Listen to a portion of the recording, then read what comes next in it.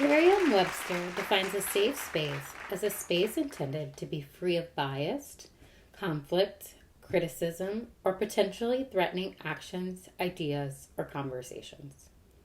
Traditionally thought of as a secure physical location, developments in society and technology have caused me to question how this term applies to virtual platforms and social media. Today, social media and other virtual spaces have replaced many social gathering locations, such as the mall or the movies, in addition to professional spaces such as school, office, and conference hallways that have traditionally been utilized to exchange stories, gossip, and other forms of information with your peers. Social media is now one of, if not the primary form of communication all over the globe. Nowadays, it's pretty much normal for everyone to sleep by their phone. And sleep, of course, is linked to mental health. Virtual exchanges, including trading emails, text messages, direct messages, and social media posts, can impact your sleep in various ways. If you're like me, you often stay up past your bedtime, scrolling through TikTok and Instagram, Facebook, or other spaces. And whether I like to admit it or not, it definitely diminishes my sleep quality. Regularly, I may even have the quality of my sleep disrupted from incoming alerts coming through the night, and I suffer from dreaded fear of missing out on a desired email response, update, or the latest #AT Twitter drama. Both sleep quality and quantity can be affected due to the stress, anxiety, and worry that results from the online experience. But for individuals who identify as female, such as myself, these feelings can be significantly worse. Females are especially vulnerable to the development of low self-esteem. Our self-esteem can be worsened by negative comments and comparisons that occur in these online spaces. While we can control the content that we post, we have infinitely less control over the content that our peers post or the opinions that others within our network or outside of our network form about us. For many girls, that prevents them from sleeping, but also from being productive in their daily wake routines. This means losses in work and school productivity because there's a difficulty focusing and sometimes understanding. Some women have even expressed a desire to actually quit school or work because of these concerns. And more severely, sadly, there's other victims who experience self-harm or suicidal thoughts and actions. Furthermore, social media is a space where gaslighting is extremely prevalent. Gaslighting has been defined as a type of psychological abuse that occurs in interpersonal environments that is aimed at making victims feel like they're crazy, irrational, dramatic, or emotional to the point where they actually question their own reality or their lived experiences. Gaslighting is particularly devastating when it is rooted in social inequalities, such as gender or sexuality, or power-based relationships such as those that occur within professional societies. Many of the documented cases of gaslighting involve a heterosexual male as the gaslighter and a woman as a gaslightee. These gaslighting incidents result in further negative feelings and sometimes depression, which can bring about serious personal and emotional damage. So given what we know, I ask you, is it worth it? Are there safe spaces for women online? Does this modality provide women, especially Black women, in the athletic training profession with a beneficial opportunity to connect with others, to tell their stories, to learn, and to grow? To answer that question, perhaps we need to gain understanding on what parameters are needed to make social media work for Black women. On the flip side to all of the negativity, there are also a lot of benefits to virtual exchange in spaces such as social media. Platforms such as Facebook, Twitter, Instagram, Snapchat, TikTok, and others have become major news outlets and sources where women can gather information and share resources that impact them and their peers. Moreover, women can advocate and speak up on issues, as well as amplify solutions to things that matter to them. Women continue to be a dominant and driving force in the creation of content on virtual platforms. Virtual platforms allow girls and women to tell and, more importantly, share their stories through mechanisms such as web pages, blogs, as well as graphic images and media. Despite the fact that you have likely heard elders and some professionals express concerns that millennials and those growing up in the technology era have lost the ability to produce quality writing. Often they complain that our spelling is awful, that our punctuation is bad, our grammar is lax, and we have a really strong desire to shorten or form an acronym for almost everything. However, I instead encourage you to flip our perspective. Perhaps women of this generation who thrive off of text-driven communication have found a new method and a new appreciation for creative writing and publication, specifically on topics that are relevant to their lives and to their interests. Besides information gathering and resource development, virtual spaces have the potential to serve as a beneficial source of psychological and social support. Women now have venues to form and express their opinions, develop greater self-awareness, and mature into individuals who possess a strong sense of self.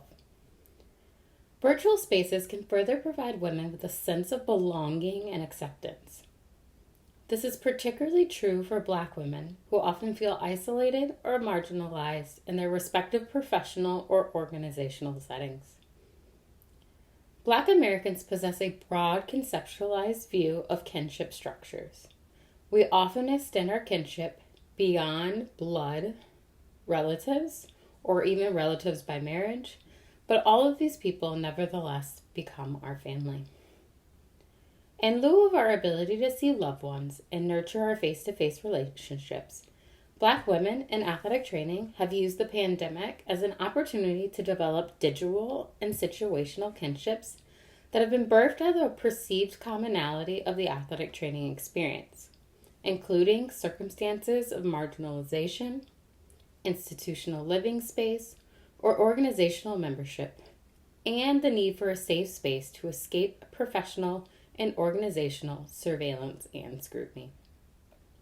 It is in these spaces that Black women in athletic training can exercise agency to control a space that has traditionally been denied to them within their organizations. When I personally reflected on virtual exchange and collaborative problem solving in this context, I thought of a small but tight-knit athletic training group chat to which I am a member. Out of all the groups that have been formed and birthed out of COVID-19, this one has perhaps been the most successful. Affectionately known as the Cookout, it began to make sense how these digital spaces theoretically serve as a new form of the cookout.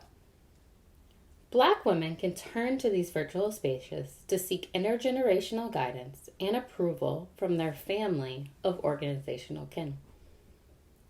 At the Cookout, you can get wisdom, leadership, and professional role models that can motivate you to follow your dreams and pursue your goals. Likewise, the Cookout is spontaneous.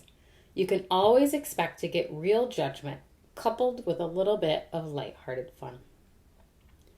While all situational kinships are relationships of convenience to some extent, this group of convenience kin has intentionally sought out people on whom they feel they can rely on for both socio-emotional and physical support.